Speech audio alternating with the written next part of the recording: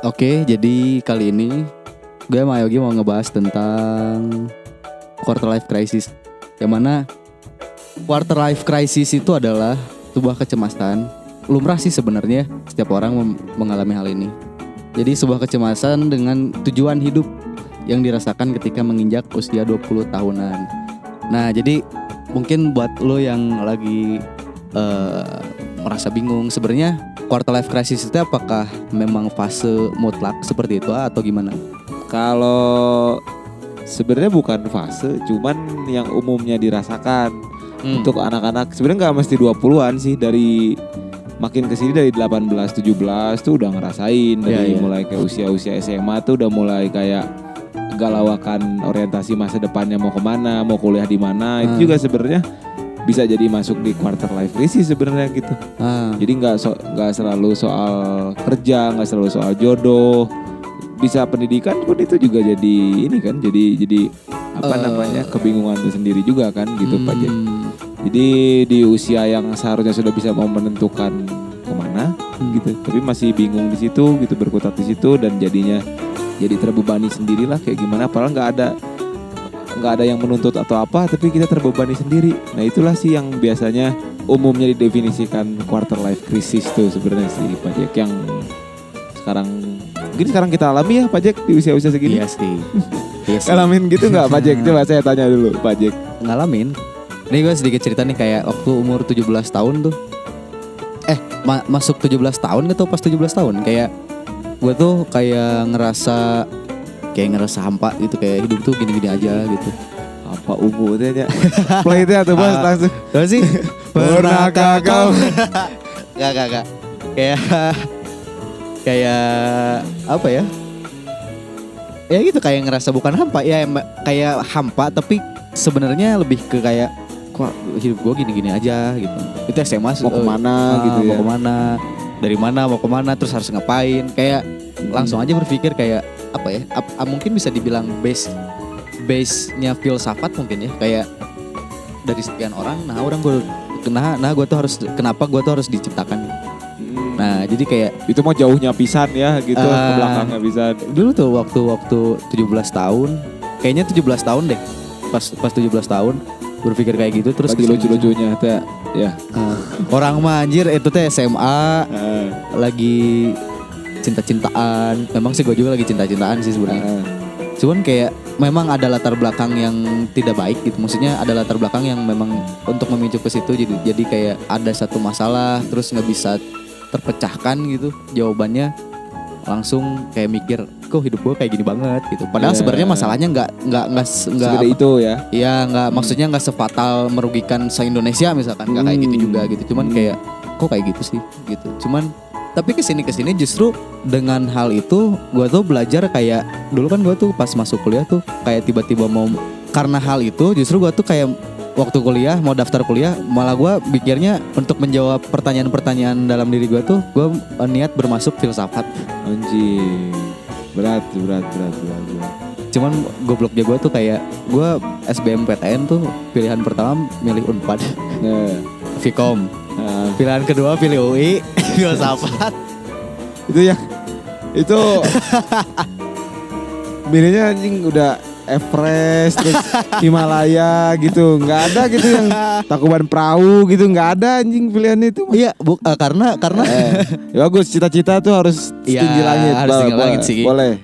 Cuman maksudnya kayak karena kan sebenarnya masa SMA gua tuh nggak habis dengan memikirkan masalah-masalah itu, maksudnya keresahan-keresahan itu gitu. Pelajaran, jadi sebenarnya SBMPTN gua nggak ngerti kalau boleh jujur gitu, kayak SBMPTN tuh apa gitu. Terus harus gimana? Terus pilihan ke satu keduanya tuh harus apa? Soalnya waktu itu juga pas gua daftar filsafat sama Vkom Unpad tuh teman-teman kayak lu tuh gila. Maksudnya kayak pilihan kedua filsafat kalau mau ya, karena gua ngerti kan. Nah, cuman pada akhirnya gak keterima. Makin jadi lagi tuh quarter life crisis tuh, kayak makin. Terus gua kuliah kemana? Nah terus ya walaupun memang bokap di Unisba, jadi ya pasti pilihan terakhirnya kan masuk Unisba. Pada akhirnya juga kayak ayo udah Unisba. Dan fase-fase keresahan itu tuh berjalan sampai sebenarnya sampai sekarang sih. Cuman maksudnya jadi merusak dirinya tuh dan merusak jiwanya tuh sampai semester 3 awal lah gitu. Dan itu juga gue nggak tahu sih karena apa sembuhnya tuh gitu. Bukan sembuh ya, bisa memaafkan hal itu gitu. Kalau sembuh mah mungkin gue sekarang nggak akan bingung mikir apa gitu. Sampai sekarang berarti bingungnya Pak Jack? Kalau bingung sampai sekarang sih, tapi kalau untuk resah nggak terlalu resah justru. Karena mungkin resah mah pernah, maksudnya resah tuh sering, tapi nggak. Kalau dulu mah kan waktu dapat masalah langsung kayak berontak, terus kayak temperamen, terus kayak frustasi gitu, depresi segala macam gitu. Tapi kalau untuk sekarang kayak oh ya udahlah gitu, gue lebih fokus ke hal yang bisa dikerjain aja gitu. Kalau bingung mah tetap sebenarnya. Iya. Tapi nggak tahu tuh itu apakah tetap quarter life crisis tuh gimana? Mungkin Ayogi gimana? Mungkin bisa sih. Kalau itu tadi, gue juga ngalamin kayak gitu, kayak bingung cari jurusan apa, habis dari situ mau kemana gitu kan. Kuliah yang penting kuliah, tapi di tengah jalan juga kayaknya mau pindah jurusan gitu. Kayak gitu-gitu kan. Kayaknya itu gue ngalamin hari ini deh. Udah di akhir. Udah di akhir. Ya kayak gitulah maksudnya. Gue rasa sih semua, nggak semua, yang bilang semua juga nggak tahu ya. Cuman rata-rata mayoritas mungkin ya anak-anak muda tuh ngalamin kayak gitu. Terutama di era-era kayak sekarang yang makin dipanas-panasin tuh, kayak dari lingkungan juga gitu. Ada tuntutan lingkungan. Nah, kalau misalnya yang usia-usia 20 sampai 25 kayak gue sekarang di 25, orang-orang misalnya kalau lu tadi soal pendidikan ya, kalau gue mungkin tekanannya di usia gini udah soal keluarga, menikah atau kerja di mana gitu. Kan tekanan-tekanan kayak gitu yang bikin makin apa ya, kayak iya ya gitu, gue belum jadi apa-apa nih, atau gue belum kayak orang nih, gue belum normal nih mungkin gitu. Tapi ya pada akhirnya gue selalu berpikir, ngobrol sama diri sendiri gitu, bahwa tiap orang kan waktunya beda-beda ya gitu. Anak kecil tumbuh menjadi dewasa gitu, bisa melakukan segalanya juga di waktu yang berbeda gitu. Anak ada yang setahun tuh udah bisa jalan duluan tapi ngomong belum bisa gitu. Ada juga yang ngomong dulu tapi jalan dia lama, misalnya di umur 2 tahun baru dia lancar jalan dan lain-lain gitu. Jadi ya sama orang dewasa juga gitu. Kapan nikah misalnya atau kayak gitu. Ya bukannya gue gak mau gitu, tapi memang ya gue rasa belum aja gitu. Pada akhirnya itu sih yang bisa jadi healing Pak Jack mungkin gitu. Kita bingung sekarang juga kan besok kita gak tahu. Kita nemuin ternyata entah nanti nemunya dari passion kita atau dari kesempatan yang kita punya atau apa. Bisa juga kasarnya apa ya, memangkasi quarter life crisis tadi sih Pak Jack. Malah kayaknya quarter life crisis itu kita rasain karena kita terlalu fokus kayaknya Pak Jack. Gimana kalau menurut Pak Jack? Iya mungkin ya karena terlalu fokus, tapi sebenarnya fokusnya tuh bukan karena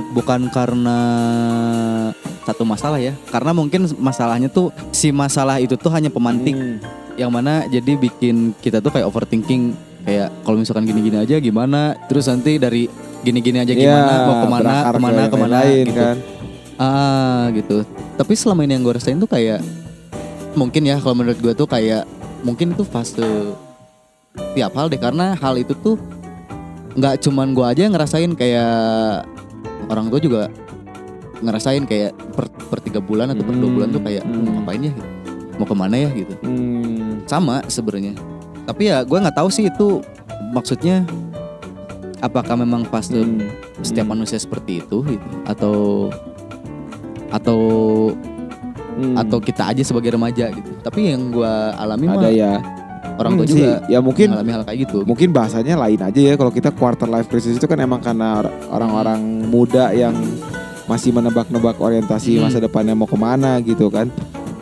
Cuman ya pada akhirnya setiap orang, kalaupun setiap orang mengalami, cara mereka mengcovernya beda-beda kali Pak Jack. Saya gimana, Pak Jack gimana gitu kan beda-beda. Jadi ada yang mungkin sampai tuanya masih bingung dan bahkan menyesali masa mudanya gitu.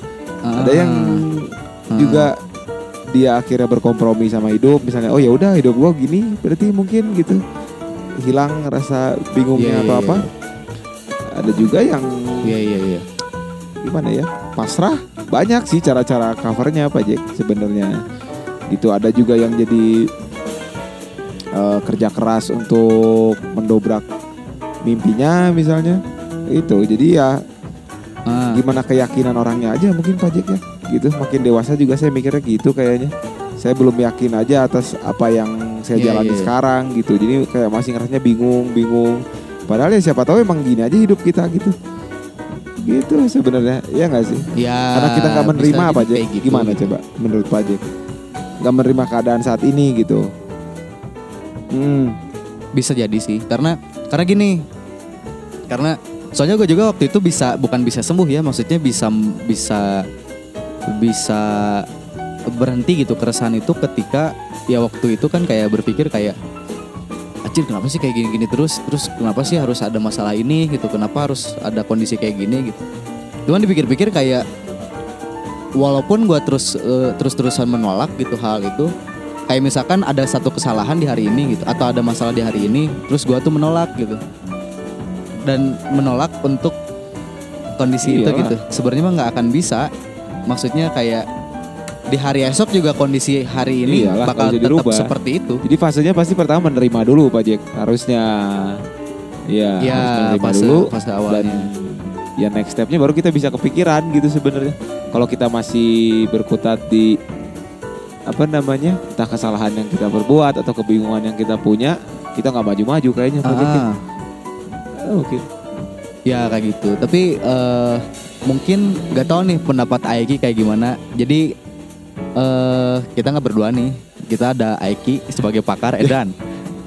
Gak tau nih menurut Aiki quarter life crisis itu apa? Yang pengalaman hidupnya udah beyond lah. Beyond coma and despair. Gimana? Jadi sorry. Mungkin pengalamannya Aiki atau apa ya Pak Jack ya sebutannya ya. Aiki mengalami gini dulu deh. Aiki mengalami nggak yang disebut anak-anak sekarang tuh quarter life crisis gitu? Pernah sih, kayaknya dulu waktu awal kuliah masuk. Sebenarnya fenomena kayak gitu tuh kita tuh terlalu banyak program yang ditanamkan mungkin ya oleh orang tua, entah oleh masyarakat yang sebenarnya mereka pun belum memahami gitu. Belum memahami program itu sendiri. Jadi maksudnya kayak gue tuh ngikut arus aja, yang penting gue selamat dulu gitu. Karena gue kayak soalnya gak punya pilihan dan gak ngerti gue maunya kemana. Nah untuk ngerti kita maunya kemana itu kan sebenarnya sulit di fase itu. Nah akhirnya gue masuk kuliah, yang gue alamin tuh di kuliah. Nah kerasanya itu pas menjalani kuliahnya kan kayak yang iya aja, gue pokoknya gampang masuk dulu gitu ya. Aja satu jurusan aja masuk lah akhirnya. Semester 1, semester 2 hahaha, giliran tahun kedua kan ternyata waduh berasa banget nih. Kok enggak gue banget, kok gimana ya. Tapi ya udah terlanjur, masa gue harus balik lagi. Kadang mikir juga ya, antara malu dan sayang juga gitu, faktor duit. Nah disitulah yang gue rasain afterlife crisis atau ya begitulah semacamnya. Situ ya. Itu cuman di situ doang sih. Akhirnya gue ya harus ngeberesin apa yang gue mulai ujung-ujungnya. Walaupun gue kuliah gila aja, gue kuliah tuh 8 kuncian tahun kampus, saudara-saudara. Ya. Harusnya udah S2 kan kali ya. Itu berarti kan mengalaminya mungkin selama 8 tahun berarti. Maksudnya ya kurang lebih ya. Nah cara Aiki mengcover itu semua gimana sih? Jadi ya gue sih lebih ke kayak berontak enggak gitu, manut juga enggak. Gue kuliah semau-mau gue gitu. Kadang ada waktunya UAS. Terus bentrok sama gue tuh seneng band-bandan waktu dulu, ngeband lah ibaratnya. Taunya gue malah lebih milih manggung lah daripada UAS. Dan dengan kelakuan gue itu gue jadi ngulang dong tahun depannya. Cuman gara-gara gak ikut UAS doang. Ya gue pun tahu konsekuensinya bakal kayak gitu. Tapi gue tuh selalu lebih milih apa yang gue mau daripada apa yang orang mau bener gitu. Ya tadi ya, tuntutannya tuh dari sosial. Terus ya karena kita terlalu fokus, jadinya kita punya tekanan yang kita buat sendiri nih. Nah Aiki covernya bener tuh kayak yang kita bahas tadi. Dia mulai enjoy dengan apa yang dia suka, apa yang dia mau dibandingkan tuntutan sosial gitu. Ya nggak Pak Jack, gimana tuh? Iya sih, tapi soalnya udah kayak apa ya? Kayak semua tuh berawal dari bentukan masyarakat mungkin ya. Ya semacam itulah bentukan-bentukan masyarakat. Yang masyarakatnya pun mereka nggak pernah benar-benar tahu apa yang mereka yakini gitu. Kan gue juga yang penting ikut dulu aja, selamat, gue percayain aja apa yang diomongin oleh, bukan berarti orang tua gue maksa gue harus masuk sana masuk sini. Pun orang tua gue malah lebih parahnya, maksudnya ngebebasin gue, terserah lu mau kemana. Masalahnya gue juga bingung mau kemana gitu kan. Ada orang lain yang orang tuanya, lu harus masuk jurusan anu atau gini. Ya itu kan jelas lah gitu, akhirnya terprogram. Nah gue tuh kadang bingung. Di satu sisi sebenarnya orang tua gue tuh demokratis banget, cuman mereka juga bener-bener ya lu carilah jalan hidup lu sendiri. Dan akhirnya gue bener-bener mencari itu dengan sendiri. Dan harus dialami, nggak bisa tiba-tiba tahu. Tapi lah, gitu. dengan maksudnya kayak gini ya, kayak mungkin masih banyak orang juga yang apa namanya, yang mungkin belum memahami gitu jawaban itu tuh gitu. Nah, selain dengan memaafkan diri, maksudnya jawaban itu tuh bisa tergali dari mana sih menurut pengalaman Aiki mungkin? Nah, kalau untuk memahami ke situ, satu-satunya cara adalah banyak merenung dan berpikir gitu. Intinya yang paling parah dari masyarakat itu bukan membentuk kita jadi apa, tapi mencoba mengabaikan suara hati kita seolah itu adalah ego. Padahal setiap orang punya suara hatinya masing-masing yang pasti cenderung beda lah gitu ya. Misalkan gue, senangnya jadi wirausaha, dia senangnya pengen jadi tentara dan lain-lain. Nah ada juga yang lu harus jadi tentara karena keluarga lu turun-temurun, atau karena lu harus jadi seorang apa ya, misalnya pegawai negeri atau usahawan karena udah turun-temurun. Tapi sebenarnya lu nggak suka di situ, lu tinggal ngomong aja, nggak perlu lu turutin jalur juga, kan lu bukan pewaris tahta darah biru juga gitu. Kecuali kalau lu anak sultan, mau nggak mau lu harus manut sama budaya yang sudah di situ ya. Lu bakal jadi putra mahkota misalkan. Kita kan rakyat jelata. Nah, satu-satunya mahkota kita adalah menuruti apa yang kita mau, karena dengan kita mencintai pekerjaan kita, gua rasa itu bakal lebih bermanfaat buat kehidupan kita daripada kita ngerjain hal-hal yang sebenarnya kita nggak suka, ujung-ujungnya cuman buat ya udah yang penting lu ngerjain aja, gajinya gede, ada pensiun enak, atau misal lu usaha aja bebas tapi sebenarnya lu nggak suka ngejalaninnya.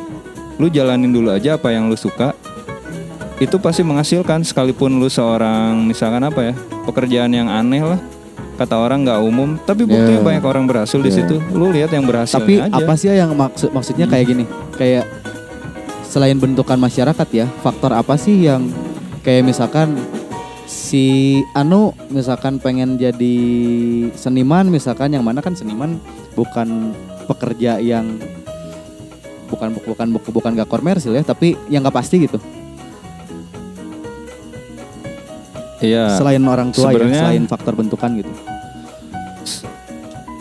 Jadi maksudnya apa ya? Kalau kayak kita di seniman, nggak pasti itu kalau kitanya nggak serius. Kalau orang udah serius di situ, ya pasti berhasil. Keberhasilannya kadang orang ukurnya itu dari materinya ya. Kalau orang lihat pelukis, tapi yang sukses juga banyak. Maksudnya dalam arti materi, mereka banyak duit karena dari ngelukis juga. Cuman orientasi kalau udah duit itu bakal bikin lu tersiksa. Karena apa? Karena lu bakal ngerjain yang lu nggak seneng. Berarti cuman kan demi duitnya definisi doang. sukses itu kan luas ya. Maksudnya tidak hanya dari kaya, dari cita-cita gitu. Iya gitu. Iya bisa kayak gitu. Kayak yang gua kerjain sekarang kan sebenarnya duitnya nggak seberapa lah. Tapi gua enjoy kerja kayak gini. Apa yang gua mau dari SMP akhirnya tercapai gitu. Gue walaupun dulu kuliah gue jurusan keguruan ya gitu. Di situ gue banyak berontak juga, dalam arti waktu kuliah rambut gue gondrong sendiri, pakai celana sobek-sobek. Dalam arti itu tuh udah dari bawaan hati gue tuh bukan di situ tempat gue. Cuman gue tetap respect sama lembaga, maksudnya lembaga kuliah gue, dan gue tetap harus menghormati juga, yang nggak serebel itu juga. Pernah gue ketemu seorang dosen almarhum ya, namanya Pak Ruhenda. Beliau bilang, "Ki, atau kamu teh kan Ki calon cagur." guru gitu. Coba dong pakaian dirapihkan." Cagur lah gitu. Cuman kan namanya masih muda ya, masih arogan loh. Gue bilangnya gini ngebalikinnya, nggak tahu diri banget. Ya kan Pak, justru sebelum jadi guru saya mau puas-puasin dulu. Jadi seolah gue tuh diri gue ini. Dan kedepannya gue kalau udah jadi guru mungkin akan merasa terpenjara. Bukan mendiskreditkan profesi keguruan ya. Cuman di situ gue seolah yang gue nggak bakal bisa kayak gini lagi gitu. Dan intinya dunia gue bukan di situ. Pada kenyataannya gue pun nggak jadi guru. Padahal orang tua gue tuh dua-duanya guru gitu. Iya. Nah, oh ya tadi kenapa misalkan masyarakat banyak yang terbelenggu di situ susah tersadar ya karena kuat banget bentukannya. Harus berani aja, berani memutuskan jati diri kita di mana gitu. Kita pilihlah apa yang kita mau, apa yang kita suka kerjain. Jangan lihat yang gagalnya. Kita lihat banyak orang berhasil kok di jalan itu. Sambil belajar aja, minta doa restu orang tua itu yang penting. Kasih pemahaman ke orang tua, jangan berontak ya dengan proposal yang baik lah. Nah itu sih Kira-kira mungkin gitu sih. kalau dari ini menarik juga ya yang Aeki. Oh ya sebelumnya Aeki ini adalah entrepreneur sukses ya. Buat yang nggak tahu nanti kan, iya maksudnya Buset, ini ceritanya keren-keren, tapi pada nggak tahu siapa nih Aeki kan gitu. Aeki ini owner dari Rocket Music Studio di Cimahi tepatnya ya.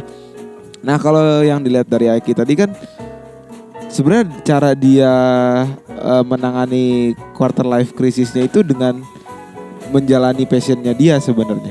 Jadi kayak dia mengalahkan semua tuntutan masyarakat atau idealnya masyarakat tuh kayak apa, misalnya kerja kantoran, punya jabatan apa mungkin di kantor atau apa gitu ya, atau jadi apapun lah yang diharapkan masyarakat gitu. Tapi Aeki memilih jalannya sendiri gitu.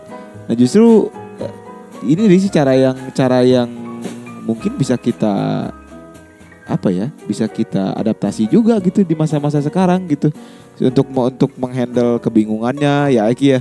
Kayak kita kan bingung mau ngapain sih gitu. Padahal jalanin aja dulu apa yang kita suka karena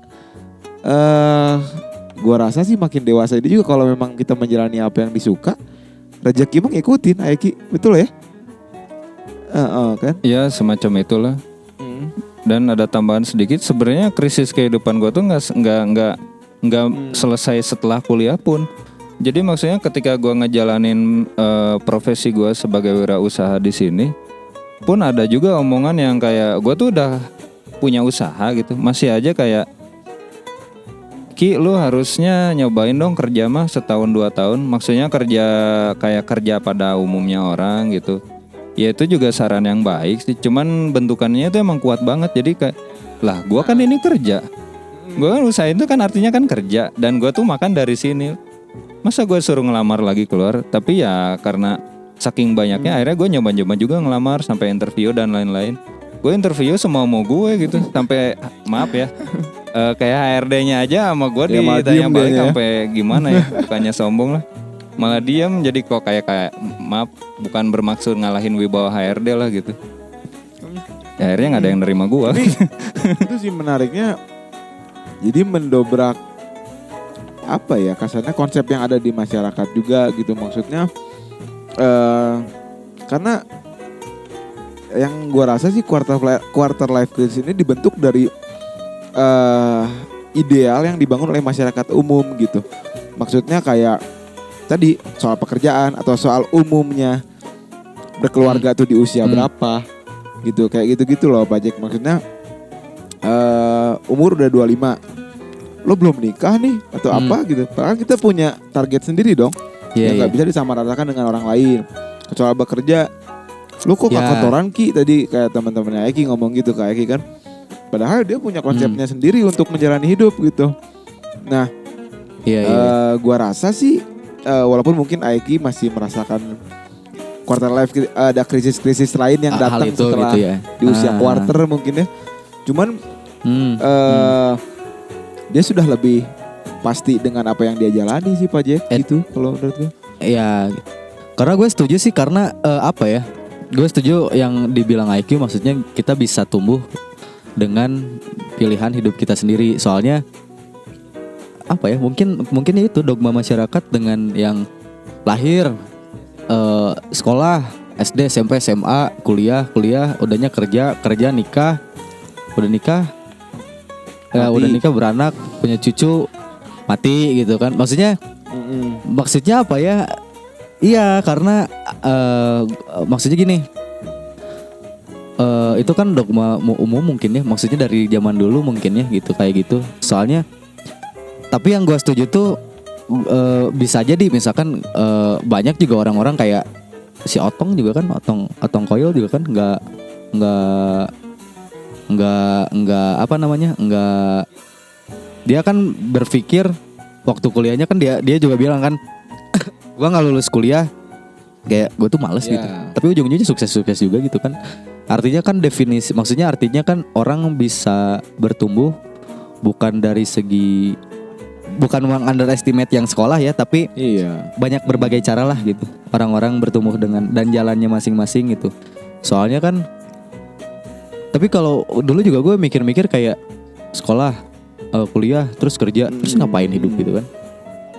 Jadi kalau misalkan kayak gitu kayak tidak ada, bukan nggak ada tantangan hidup ya, tapi kayak nggak ada.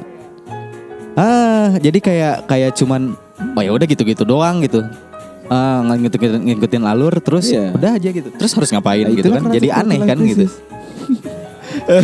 Itulah lagi gitu. Itulah quarter life crisis gitu. Apa ya? Mungkin sebenarnya tinggal berarti mungkin dari obrolan ini ya, kalau kita ambil ilmunya dan kesimpulannya mungkin ya Pak Jack ya, kayak quarter life crisis itu bagaimana kita menyikapi apa namanya ya, tuntutan yang ada gitu ya. Jadi entah itu dari orang tua, dari lingkungan, atau dari ya pokoknya ideal paradigma masyarakat lah. Seharusnya di usia kita tuh kita tuh udah punya apa, kita tuh harus sudah mencapai apa, that's it gitu. Pencapaian apa. Tapi, gitu ya. Harusnya kita bisa, ya contoh ayat kita di sih, cari passionnya gitu, cari sesuatu yang kita yakini untuk dijalani. Jadi keraguan atau masih rasa-rasa bingung tuh kayaknya udah nggak ada kalau emang kita menjalaninya dengan senang gitu Pak Jack sih, mungkin kalau dari saya. Coba. Iya, soalnya kalau bagi gue tuh quarter life crisis tuh kayak sebenarnya indikasinya tuh kan maksudnya dari sekian berbagai kondisi gitu istilahnya, mau siapapun itu kan jadi masalahnya tuh di dalam dirinya kan gitu. Pada akhirnya juga semuanya, gue setuju kata Jason Ranti gitu. Maksudnya dia bilang bahwa pada akhirnya juga hidup lo harusnya tuh adaptif, bukan idealis gitu. Yang mana dari quarter life crisis itu kan jadi kayak gue nggak maunya gini, gue pengennya gini. Jadi banyak pemberontakan kan, gue nggak mau gini.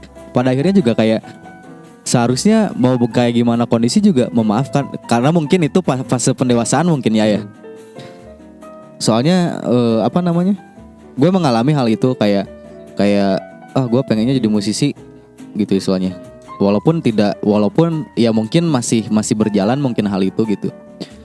Tapi istilahnya gue pengen jadi ini, gue nggak mau jadi ini. Ketika gue ditabrak dengan hal itu, dengan kondisi itu, betul. Gue kan nggak bisa ngapa-ngapain gitu, dan itu harus dihadapi gitu. Yang mana akhirnya juga balik lagi kesimpulan yang gue terima juga. Oh pada akhirnya juga dan pada hakikatnya apapun tuh harus diterima. Apapun tuh gitu, mau kondisinya baik atau kondisinya buruk juga ya diterima aja gitu, di apa istilahnya di berlapang dada lah gitu istilahnya gitu, berjiwa besar lah gitu istilahnya. Karena kalau terus-terusan kayak gitu capek, maksudnya kayak nolak ini nolak itu, harusnya gini harusnya itu, capek kan gitu. Maksudnya ya terus-terusan kayak gitu mau kapan damainya gitu kan. Dari gue sih mungkin closing statement ya. Nanti abis ini ke Eki misal. Kalau dari gue sih yang mungkin setelah gue hidup selama 25 tahun ya. Kita nggak ngomong kita lah, takutnya gue menggurui atau apa. Benar, gue harus lebih belajar bahwa memahami tiap orang tuh waktunya beda-beda sih, itu aja intinya. Maksudnya setiap orang itu pasti mencapai fase puncaknya dia, cuman kita nggak pernah tahu kapan waktunya gitu. Ada orang yang mencapai aktualisasi dirinya dia tuh di umur 40, ada yang di umur 35, ada yang di umur bahkan 23, 20 dia sudah jadi apa yang dia inginkan misalnya, atau apa. Itu aja sih mungkin kalau menurut gua. Ya kita nggak pernah tahu gitu, bisa jadi besok gitu, lusa gitu, kita nggak pernah tahu gitu. Jadinya dikhawatirkan juga buat apa gitu, dikhawatirkan juga nggak bikin dia datang lebih cepat kan, kasarnya si yang kita sebut kesuksesan atau apalah kayak gitu sih kalau dari gua. Mungkin dari Aiki gimana? Ya jadi kalau menurut gue sih untuk triknya menyiasati apa ya, lu jadi diri sendiri, tahu tujuan hidup, dan intinya yakin aja sama yang lu jalanin. Itu pasti sulit. Misalnya apalagi dalam lingkungan yang orang tua atau kalau udah orang tua emang agak susah. Cuman kita buktiin dengan cara jalani dulu aja yang kita suka. Nanti kalau udah berhasil orang juga kan bakal oh iya udah jadi gitu. Misalkan lu mau jadi fotografer, ngapain sih lu motret-motret dan lain-lain. Ternyata kalau udah kita punya studio sendiri dan lain, orang juga bakal mengakui dengan sendirinya. Asalkan jangan tujuannya untuk pengakuan orang itu.